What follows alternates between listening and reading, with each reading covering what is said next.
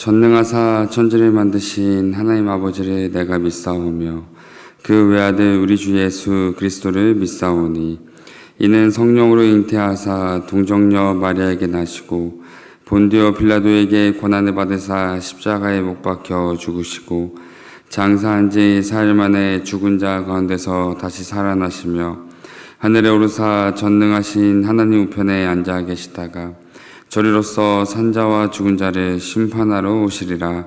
성령을 믿사오며 거룩한 공예와 성도가 서로 교통하는 것과 죄를 사하여 주시는 것과 몸이 다시 사는 것과 영원히 사는 것을 믿사옵나이다. 아멘.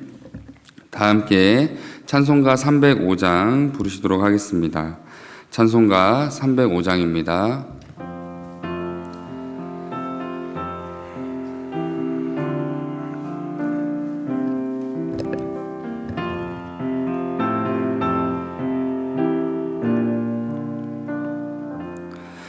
나 같은 죄인 살리신 주 은혜 놀라워 잃었던 생명 찾았고 광명을 얻었네. 큰 죄악에서 건지신 주 은혜 고마워.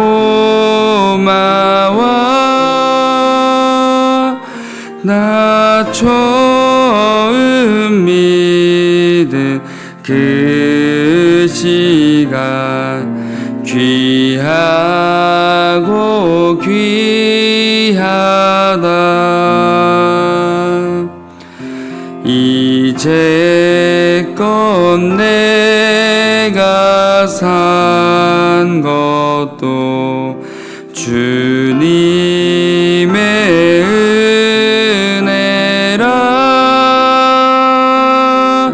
또 나를 장차 본향에 인도해 주시리.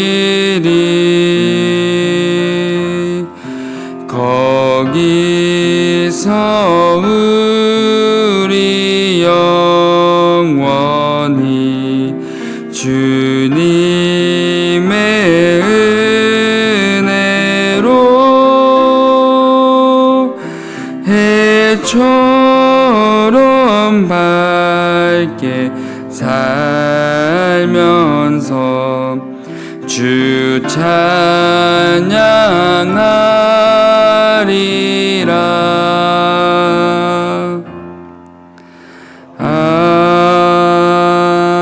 아멘. 이 시간 함께 보신 하나님의 귀한 말씀은 로마서 7장 14절에서 25절까지의 말씀입니다. 로마서 7장 14절에서 25절까지의 말씀입니다. 제가 로마서 7장 14절부터 25절까지의 말씀을 봉독해 드리겠습니다. 우리가 율법은 신령한 줄 알거니와 나는 육신에 속하여 죄 아래에 팔렸도다. 내가 행하는 것을 내가 알지 못하노니 곧 내가 원하는 것은 행하지 아니하고 도리어 미워하는 것을 행함이라. 만일 내가 원하지 아니하는 그것을 행하면 내가 이로써 율법이 선한 것을 시인하노니 이제는 그것을 행하는 자가 내가 아니요 내 속에 거하는 죄니라. 곧 내 육신에 선한 것이 거하지 아니하는 줄을 아노니 원함은 내게 있으나 선을 행하는 것은 없노라. 내가 원하는 바 선은 행하지 아니하고 도리어 원하지 아니한 바 악을 행하는도다. 만일 내가 원하지 아니하는 그것을 하면 이를 행하는 자는 내가 아니요 내 속에 거하는 죄니라. 그러므로 내가 한 법을 깨달았노니 곧 선을 행하기 원하는 나에게 악이 함께 있는 것이로다. 내 속사람으로는 하나님의 법을 즐거워하되 내 지체 속에서 한 다른 법이 내 마음에 법과 싸워 내 지체 속에 있는 죄의 법으로 나를 사로잡는 것을 보는도다. 오호라, 나는 공고한 사람이로다. 이 사망의 몸에서 누가 나를 건져내랴. 우리 주 예수 그리스도로 말미암아 하나님께 감사하리로다. 그런즉 내 자신이 마음으로는 하나님의 법을, 육신으로는 죄의 법을 섬기노라. 아멘. 오늘 본문에서 바울은 율법과 자신의 관계에 대해 진술하고 있는데, 자신에게 주어진 율법이란 무엇이며 율법을 통해 발견되는 자신의 모습에 대해 진솔하게 고백하고 있습니다. 따라서 이 시간 율법에 관한 바울의 고백을 통해 우리에게 주는 신앙의 교훈과 삶의 고백이 무엇인지 잠시 생각해 보도록 하겠습니다. 먼저 바울은 7장 7절부터 12절까지 율법이 지닌 기능에 대해 이렇게 설명하고 있습니다. 율법은 우리 삶의 죄가 무엇인지 분별하며 깨닫게 하는 선한 능력을 가지고 있지만, 그럼에도 율법은 무력한 것이다 라고 설명하고 있습니다. 왜냐하면 바울은 율법이 죄의 권세를 깰 수 없다는 사실을 깨달았기 때문입니다. 쉽게 말해 율법은 내 안에 무엇이 죄인지를 깨닫게 하는 능력은 있지만, 그 이상 내 안의 죄를 완전히 해결해 줄 수 없는 율법의 한계에 대해 알게 된 것입니다. 그렇다면 바울의 고백처럼 율법에 한계가 있다면 율법을 어떻게 받아들여야 하는 것일까요? 본문 14절의 말씀입니다. 우리가 율법은 신령한 줄 알거니와 나는 육신에 속하여 죄 아래에 팔렸도다. 바울은 율법에 대해 신령한 것이라고 말하고 있는데, 여기서 신령하다라고 쓰인 원어는 성령 하나님을 의미하는 표현으로서 바울은 율법의 한계가 율법에 있는 것이 아니라 율법을 받아들이는 육신, 인간의 죄에 있다는 사실을 분명하게 밝히고 있습니다. 다시 말해 우리에게 주어진 율법은 율법 자체로서의 한계가 아니라 율법을 받아들이는 인간의 죄성, 죄악된 본성이 율법을 온전히 받아들이지 못하기 때문에 생겨나는 문제라는 것입니다. 그로 인해 신약 성경에 등장하는 율법 학자들과 대제사장들은 누구보다 율법에 정통하며 율법대로 살아가는 사람들이었지만, 오히려 그들의 삶은 율법을 누구보다 더 많이 알고 지킨다는 이유 때문에 더 많은 죄악된 모습으로 살아가는 모순적인 삶과 신앙을 보여주었던 것입니다. 그러므로 바울이 고백하는 율법의 한계와 율법의 신령함은 율법이 가진 권위를 논하는 것이 아니라 율법을 받아들이는 인간의 죄악된 본성을 더욱 강조하기 위함임을 우리는 기억해야 합니다. 그렇다면 바울이 율법의 한계성을 통해 인간의 죄악된 본성을 계속해서 강조하는 이유는 무엇입니까? 율법을 계시하시고 허락하신 하나님 앞에 우리의 존재가 얼마나 더럽고 죄악된 존재인지를 깨닫게 하기 위함입니다. 율법이 지닌 순기능, 궁극적인 역할이 무엇이었냐면, 율법은 우리가 지닌 죄를 직접 해결해 주는 것이 아니라 율법을 통해 우리가 지니고 있는 더러운 죄들을 들춰냄으로써 하나님 앞에 우리가 얼마나 악한 존재인지, 그리고 얼마나 많은 죄로 더럽혀진 존재인지를 스스로 깨닫고 고백하게 함으로써 궁극적으로 하나님 앞에 우리가 죄인됨을 인정하고 시인하게 하는 것이 율법의 기능이었습니다. 그러나 안타깝게도 어느 순간 율법의 본래 목적이 상실된 채 율법을 통해 누군가를 정죄하고 판단하는 신앙의 기준이 되어버렸고, 더 나아가 하나님 앞에 스스로 나아갈 수 있는 자신의 의로 변질되어 율법을 통해 오히려 더 많은 죄를 지으며 죄 가운데 살아가게 된 것입니다.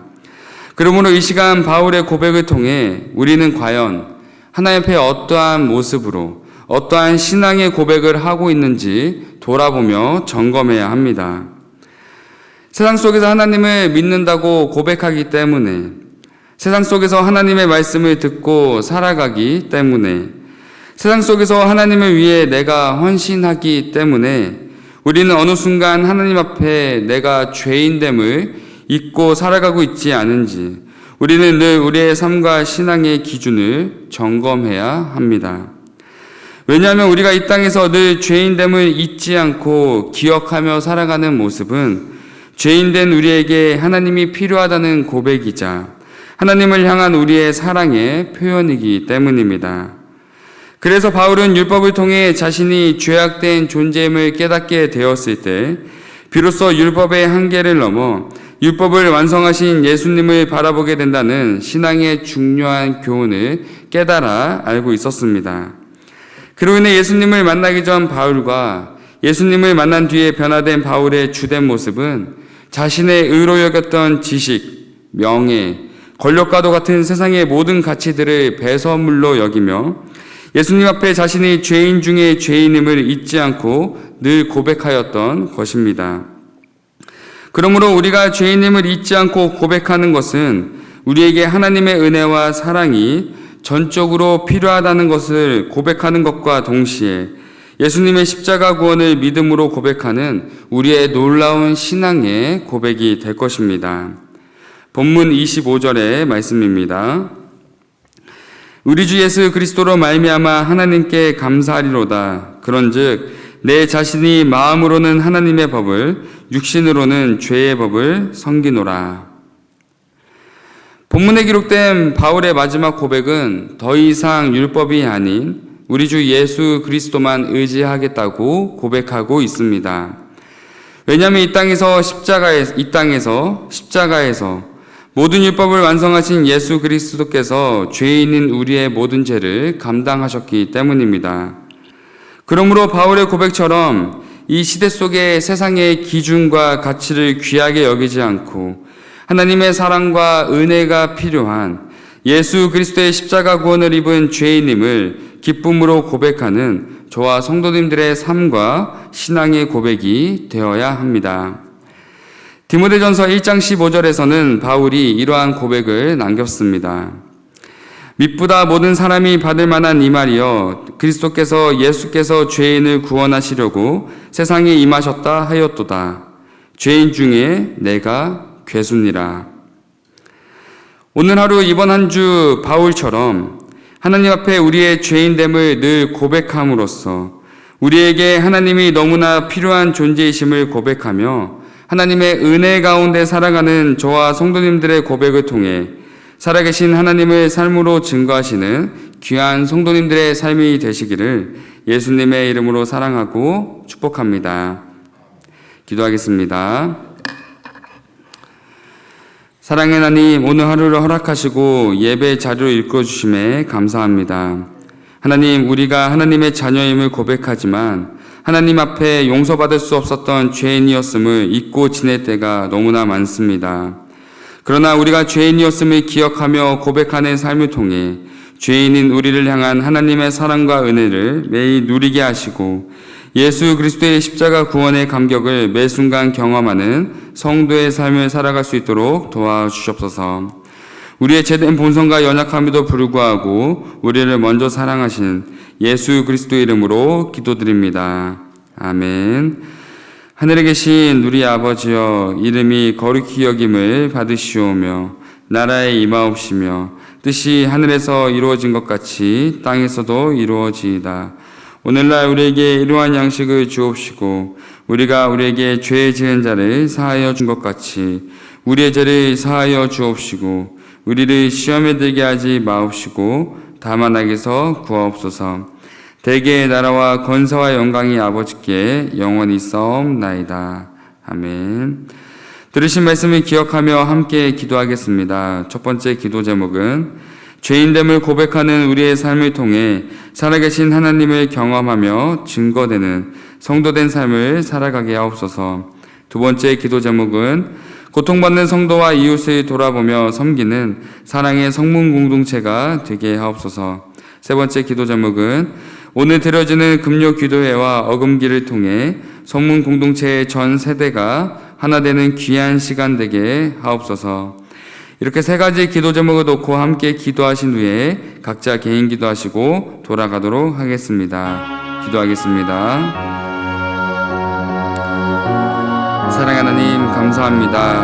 하나님, 우리가 이 땅을 살아가면서 하나님 앞에 우리가 어떠한 모습으로 살아가고 있는지 늘 돌아보며 점검하는 진정한 성도의 삶을 살아갈 수 있도록 붙잡아 주셔서 하나님, 우리가 성도이기 이전에 하나님의 은혜와 사랑을 입은 죄인임을 기억하게 하시고 우리가 죄인임을 기억하며 고백할 때 나의 삶에 하나님이 필요하며 하나님의 은혜가 간절히 필요한 연약한 존재임을 기억하며 고백하는 귀한 성도의 모습으로 죄인된 모습으로 살아갈 수 있도록 붙잡아 주셔서 하나님, 죄인인 우리를 위해 이 땅 오신 예수님을 기억하며 살아가게 하여 주셔서 이 땅을 살아가면서 우리가 하나님의 사랑을 당연하게 누리는 것처럼 예수님의 십자가 구원이 당연하게 우리가 누려야 할 일처럼 여기지 않게 하시고 우리가 늘 살아가면서 우리의 죄인됨에도 불구하고 우리를 사랑하시고 우리에게 구원을 베풀어 주신 하나님의 은혜와 사랑을 늘 고백하며 감격하며 살아가는 귀한 성도의 삶을 살아갈 수 있도록 붙잡아 주셔서 그러한 우리의 삶을 통해